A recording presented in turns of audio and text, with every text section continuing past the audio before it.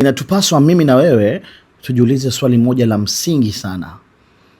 Ikitokea siku Mwenyezi Mungu ametuhitaji, tunarejea kwenye makazi yetu ya kudumu, tumefariki, hawa ambao tutawaacha hapa duniani, ambao ni marafiki zetu, vipenzi vyetu, ndugu zetu, watatukumbuka kweli kwa kutuombea dua na kutulia ubani? Jibu ni kwamba mimi na wewe sote hatufahamu.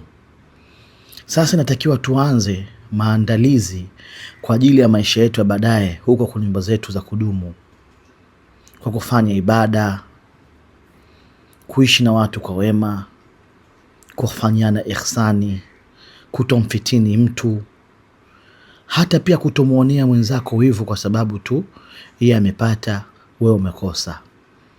Tukiishi kwa staili hii ambayo inampendeza Mwenyezi Mungu, basi tutakuwa tayari tumeshajiandalia maandalizi mazuri kabisa kwa ajili ya kwenye safari yetu ya mwisho hapa duniani na huko akhera pia tuendapo.